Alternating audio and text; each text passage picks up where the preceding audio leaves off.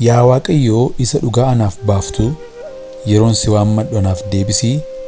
Yeroo ani muddama keessa turetti ati keessaa na baafteetta. Ati araaraa anatti argisiisi, kadhata koos anaaf dhaga'i. Yaa jaranaa isin hamma yoomiitti ulfina koo salphiftu? Hamma yoomiitti dubbii waa'ee hin baafne jaallattu? Hamma yoomiittis soba faana dhooftu? Garuu Waaqayyo warra kan isaa ta'an addaan akka baafate beekaa. Waaqayyo yeroo ani isa waammadhutti anaaf hin dhaga'a. Yoo aartan iyyuu cubbuu hin hojjetinaa. Yeroo gab jettanii siree keessan irra jirtanitti kana garaa keessanitti itti yaadaa. Aarsaa isa qajeelaa dhiyeessaa. Waaqayyotti amanattaniis isatti dhiisaa. Namoonni baay'een eenyutu waan gaarii nutti argisiisaa hin jedhu. Yaa Waaqayyooti ifa fuula kee nu irratti ol kaasi. Isa warri kaan midhaan isaanii fi daadhii wayinii isaanii baay'ee irraa argatan caalaatti ati gammachuu caalu garaa koof kenniteetta. Yaa Waaqayyoo akka ani qoofniitti sodaa malee jiraadhu situ godha. Kanaafis ani akkuma ciiseen nagaatti nan rafa. Yaa Waaqayyoo gurra kee gara kootti qabi. Isa ani asaasee sitti himadhus yaadatti anaaf fudhadhu. Ani sin kadhadhaa yaa mootii koo. Yaa Waaqayyoo koo sagalee iyyata kootii dhaggeeffadhu. Yaa Waaqayyoo koo ganama sagaleen koo si biratti hin dhaga'amaa. Ganama ofii koo siif nan qopheessaa, gara kees nan ilaala. Ati yaa Waaqayyoo isa jal'inni itti toltu miti hoo? Hamaanis si bira hin buufatu. Warri of jajanis ija kee dura hin dhaabbatan. Warra wanta waa'ee hin baafne hojjetan hundumaas hin jibbita. Warra soba dubbatan lafa irraa hin balleessita. Waaqayyo warra dhiiga nama dhangalaasanii fi warra nama wallaalchisan hin ciigga'a. Ani garuu gaarummaa kee isa baay'eedhaan gara mana keetti ol galuun anaaf kennameera. Ulfinaan si sodaachuudhaanis gara mana qulqullummaa keetti garagalee kufeesiif nan sagada. Yaa Waaqayyoo sababii warri adeemsa koo caqasan jiraniif ati qajeelummaa keetiin na geggeessi. Karaa kees fuula koo duratti anaaf qajeelchi. Afaan warra akkasii keessaa dubbiin dhaabbataan hin ba'u. Keessa marrummaan isaanii badiisatu jira. Afaan isaaniitiin gara awwaala banamaatti nama geessu. Arraba dhadhaa dibatanii hin dubbatu. Egaa isaan si irratti ka'aniiru. Yaa Waaqayyo yakkitoota ta'uu isaanii beeksisi. Isaan haa kufan. Mareen isaaniis lafatti hafu. Baay'ina irra darbaa isaaniitiif bakkeetti isaan gati. Warri kooluu itti galan hundinuu garuu haa gammadan. Bara baraanis haa ililchan. Ati warra maqaa kee jaallatan waan eegduuf isaan sitti haa gammadan. Yaa Waaqayyoo ati nama qajeelaa hin eebbiftu. Tolli kees karaa hundumaa gaachana hin ta'aaf. Yaa Waaqayyoo aarii keetiin ana hin ifatin. Dheekkamsa keetiinis ana hin adabin. Anaaf gameera. Ati anaaf ho'i. Yaa Waaqayyoo namummaan koo guutummaatti roqomeera. Ati na fayyisi yaa Waaqayyo. Lubbuun koos immoo baay'ee raafamee jira. Lubbuun koos immoo baay'ee raafameera. Ati garuu yaa Waaqayyoo hamma yoomiitti turta? Yaa Waaqayyoo deebii jireenya koos anaaf oolchi. Gaarummaa keef jedhiitii na gargaari. Erga du'ee namni si yaadatu hin jiru. Iddoo lafa jalaa keessaa immoo eenyutu si galateeffata? Ani aaduu kootiin dadhabeera. Halkanuma dhuftu boo'uu kootiin siree koo irra nan tortorsa. Iddoo ciisichaa koo irras imimmaan nan lolaasa. Iji koo gaddaa irraa kan ka'ee arguu dhabe. Sababii warri na cunqursan hundinuu na gaddisiisaniifis dadhabaa ina deema. Waaqayyo sagalee boo'icha koo dhaga'eera hoo? Isin warri hamaa hojjettan hundinuu ana irraa fagaadhaa. Waaqayyo waammata koo dhaga'eera. Waaqayyo kadhata koo hin fudhata. Diinonni koo hundinuus ni yeellaasifamu. Sodaadhaanis baay'ee raafamu. Isaan ofirraa hin galagalu. Achumaanis ni yeellaasifamu. Yaa Waaqayyo gooftaa koo ani sitti kooluu nan galaa. Na gargaarii. Warra na hari'atan hundumaa jalaa na baasi. Lafa inni oolchuu na bira hin jirretti isaan akka leencaatti ana cuffatanii hin kukkutatin. Isaan akka leencaatti ana cuffatanii hin kukkutatin. Yaa Waaqayyo gooftaa koo ani wanta akkasii hojjedheera yoon ta'e hojii harka koo keessaas yakki yoo jiraate nama nagaatti anaa wajjin jiraatu hamaa godhee nama cunqursees sababii malee saameera yoon ta'e Diinni koo ari'ee anaa qaqqabu, jireenya koo dhidhiitee lafattaa dabalu, ulfina koos awwaara keessaa buusu. Aarii keetiin ka'i yaa Waaqayyoo ko, cunqursituu koo warra aaranii boba'an kana irratti ka'i. Ati firdiin akka kennamu abboomteetta. Anaaf dammaqi yaa Waaqayyoo ko. Sabni hundinuu naannoo keetti walitti haa qabaman. Ati immoo teessoo kee isaan gararraatti ol kaasii dhaabbadhu.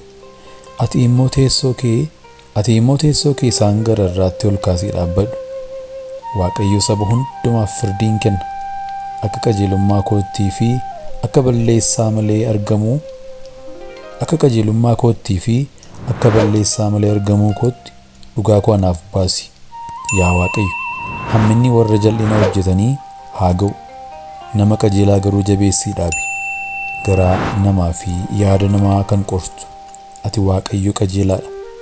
Waaqayyo warra yaadni garaa isaanii qajeelee in oolcha. Gaachanni koos isuma biraa anaaf hin dhufa. Waaqayyo abbaa firdii isa qajeelaadha. Guyyaa hundumaas dheekkamsa isaa hin mul'isa. Namni yaada garaa isaa yoo geeddarachuudhaa baate, Waaqayyo billaa isaa hin qarata. Iddoo isaas dabsee jabeessee ol hin fudhata. Inni mi'a ajjeesuu kana ol ittiin fudhata. Xiyya boba'aa deemus ittiin qopheeffata. Kunoo, namni jallaan hamaa garaa isaatti ni yaada. Jallina kanas in ciniinsifata. Wallaalchisas bakkeetti hin baasa. Inni boolla gad fageessee warra kaaniif in qota. Ofuma isaatii immoo keessa hin bu'a. Hamaan inni gochuuf yaadee mataa isaatti gara hin gala. Wanti inni humnaan nama irratti hojjetes gubbee isaa irratti hin bu'a. Ani qajeelummaa isaatiif jedhee Waaqayyoof galata nan galcha. Maqaa Waaqayyoo Abbaas faarfannaadhaan nan jajadha. Yaa Waaqayyo Gooftaa keenyaa, maqaan kee guutummaa biyya lafaatti guddaa caaluu attamiiti. Guddina kee bantiiwwan Waaqaa irratti diriirsiteetta. Warra si irratti ka'an deebisuudhaaf diinaaf isa ijaa baafatu gochuudhaafis afaan mucoolii fi daa'imootaatiin ati humna dhaabbatteetta. Ani gara bantiiwwan Waaqa keetii warra harka keetiin hojjetamanii, gara ji'aa fi urjoota warra ati dhaabdee yeroon ilaaluu, ati akka isa yaadattuuf namni maali?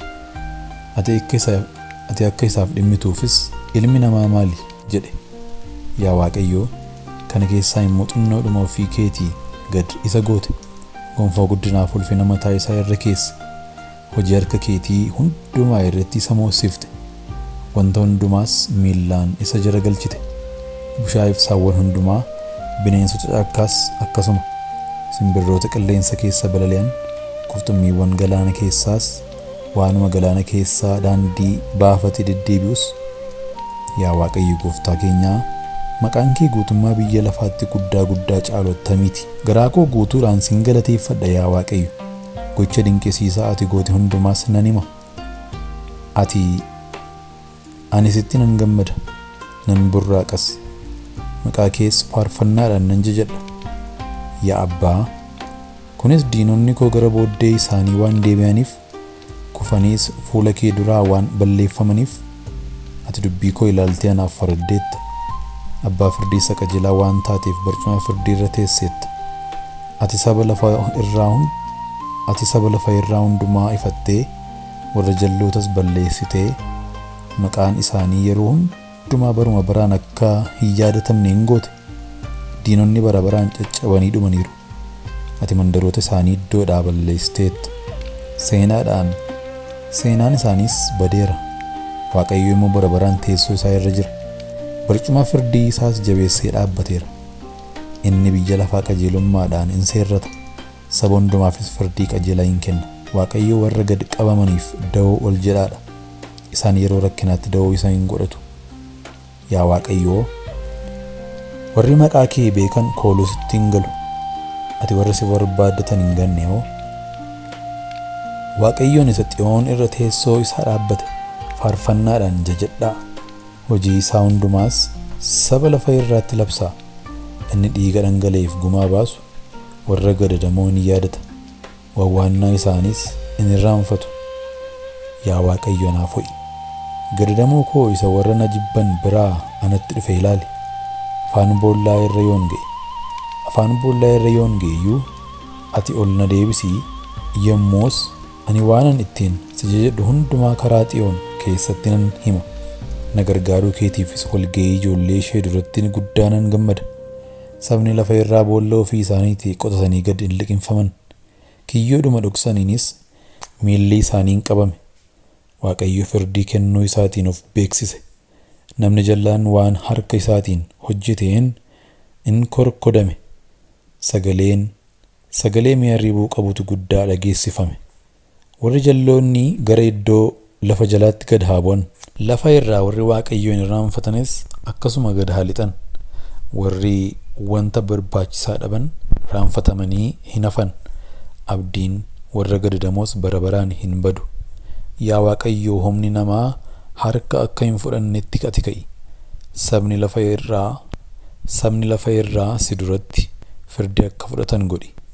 Yaa Waaqayyoo, sabni lafa irraa namootuma foon uffatan duwwaa ta'uu isaanii akka beekaniif ati pherpheramuu isaanitti fidi.